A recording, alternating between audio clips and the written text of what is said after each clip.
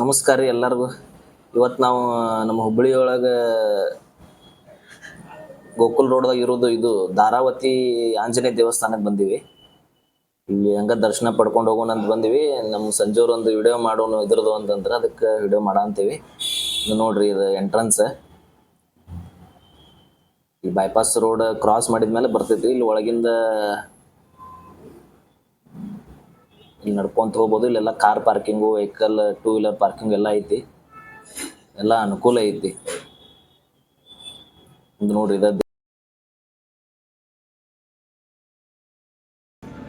ನಮಸ್ಕಾರ ರೀ ಎಲ್ಲ ನಮ್ಮ ಮಂದಿಗೆ.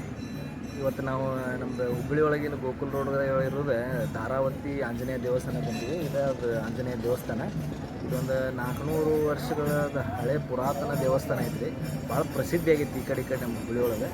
ಅದರದ್ದು ದರ್ಶನ ನಿಮಗೆ ಮಾಡಿಸ್ತೀವಿ ಬರ್ರಿ. ಇದೇನು ನೋಡಾತಿರಲ್ಲ, ಇದು ಆಂಜನೇಯ ದೇವಸ್ಥಾನ ಪಕ್ಕದಾಗಿರೋದು ಬಸವಣ್ಣಂದು ಸಣ್ಣ ದೇವಸ್ಥಾನ.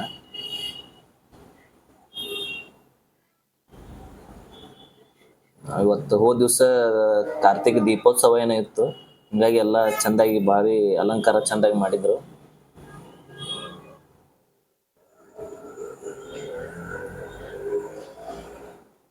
ಇದು ಮೇನ್ ಎಂಟ್ರನ್ಸ್ ರೀ, ಇದು ಆಂಜನೇಯ ದೇವಸ್ಥಾನದ. ಇಲ್ಲಿ ಒಳಗಡೆ ವಿಡಿಯೋ ಮಾಡಕ್ಕೆ ಕೊಡಂಗಿಲ್ಲ, ಆದರೂ ನಾವು ಒಂದು ಸ್ವಲ್ಪ ಪೂಜಾರಿಗೆ ಅದು ರಿಕ್ವೆಸ್ಟ್ ಮಾಡ್ಕೊಂಡ್ವಿ ಅಂಥೇಳಿ ವಿಡಿಯೋ ಮಾಡಕ್ಕೆ ಕೊಟ್ಟರು. ಒಳಗಡೆ ನಿಮ್ಗೆ ಅದರದ್ದು ಗರ್ಭಗುಡಿ ದರ್ಶನ ಸೋದಕ್ಕೆ ಮಾಡಿಸ್ತೀವಿ ನೋಡ್ರಿ.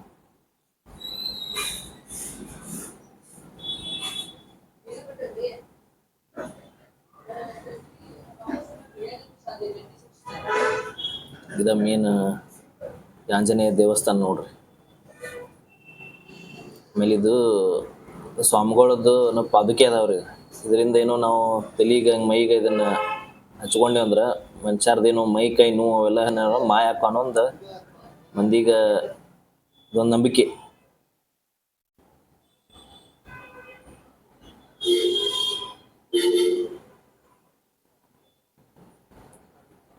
ಆಮೇಲೆ ಇಲ್ಲಿ ಅದು QR ಕೋಡ್ ಇದೆಯಲ್ಲ, ಅಲ್ಲಿ ದೇವಸ್ಥಾನದ ಪ್ರತಿದಿನದ ಏನು ಅಲಂಕಾರ ಅದು ಆಗುತ್ತೆ ಅದರದ್ದೆಲ್ಲ ಫೋಟೋ ಅದು ಬಿಟ್ಟಿರ್ತಾರೆ. ನೀವು ಬೇಕಾದ್ರೆ ಅದು ಸ್ಕ್ಯಾನ್ ಮಾಡಿಕೊಂಡು ನೋಡ್ಕೋಬಹುದು.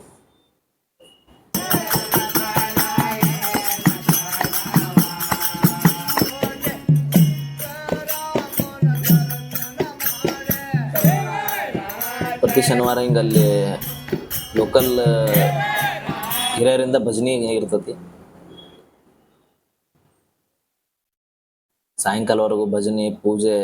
ಸ್ಯಾಟರ್ಡೆ ಅಂತೂ ರಾತ್ರಿ 10-11 ಗಂಟೆ ಮಟ್ಟ ಅಂತೂ ಫುಲ್ ಜನ ಜಾತ್ರೆ ಇರ್ತೈತ್ರಿ. ಆಮೇಲೆ ಇಲ್ಲಿ ಇದೊಂದು ವಿಶೇಷ ತೋರಿಸ್ತೀವಿ ಬರ್ರಿ. ಇದು ಇದು ಆಂಜನೇಯ ದೇವಸ್ಥಾನದ ಬಸವಣ್ಣರಿದೆ. ಈ ಬಸವಣ್ಣಂದ ಏನಂದ್ರೆ ವಿಶೇಷತೆ, ಇದು ಸಾಯಂಕಾಲ ಪಲ್ಲಕ್ಕಿ ಉತ್ಸವ ಇರ್ತೈತ್ರಿ. ಈ ಬಸವಣ್ಣನ ತಗೊಂಡು ಇದಕ್ಕೆ ಚೆಂದಾಗಿ ಎಲ್ಲ ಅಲಂಕಾರ ಮಾಡಿ ಪ್ರದಕ್ಷಿಣೆ ಹಾಕಿಸ್ತಾರೆ. ಆಮೇಲೆ ಇಲ್ಲಿ ಬರೋ ಭಕ್ತರು ಏನು ಹರಕೆಗೆ ಹೊತ್ಕೊಂಡಿರ್ತಾರಲ್ಲ, ಅಲ್ಲಿ ಅಡ್ಡಾಗಿ ಮಲ್ಕೊಂಡಿರ್ತಾರೋ, ಬಸವಣ್ಣ ಅವ್ರ ಮ್ಯಾಗ ದಾಟಿ ಹೋಗ್ತೈತಿ. ಏನೋ ಅವ್ರ ಸಂಕಲ್ಪ ಎಲ್ಲ ಈಡೇರ್ತೈತೆ ಅನ್ನೋ ಒಂದು ಭರವಸೆ ಭಕ್ತರದು. ಇದೆ ನೋಡ್ರಿ, ಅದು ಬಸವಣ್ಣ.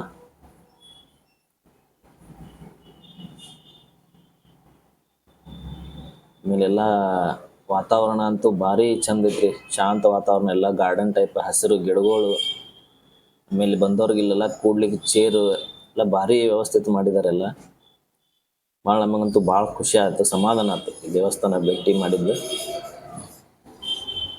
ನೀವು ಸ್ಯಾಟರ್ಡೆ ಏನಾರ ಈ ಕಡೆಯಿಂದ ಹಾದು ಹೊಂಟಿದ್ರಂದ್ರೆ ಬಂದು ಇಲ್ಲ ಒಂದು ಸ್ವಲ್ಪ ವಿಸಿಟ್ ಮಾಡಿರಿ. ನಿಮಗೂ ಚಲೋ ಅನಿಸ್ತೈತಿ. ಹೆಂಗೆ ಅನಿಸ್ತೈತೆ ಅನ್ನಂತ ಹೇಳ್ರಿ ನಮ್ಗೆ. ಆಮೇಲೆ ಇನ್ನೊಂದು ಏನಂತಂದ್ರೆ, ಇದು ಇಲ್ಲಿ ಕುರಿ ಉಣ್ಣಿಲೆ ಕರಿವು ದಾರ, ಆಮೇಲೆ ತಲೆಗೆ ಹಾಕೋ ಟೊಪ್ಪಿಗೆ, ಕಂಬಳಿ ಎಲ್ಲ ರೆಡಿ ಮಾಡ್ತಾರೆ. ಅಲ್ಲೇ ರೆಡಿ ಮಾಡಿ ಮಾರಾಕಂತಾರೆ ನೋಡ್ರಿ.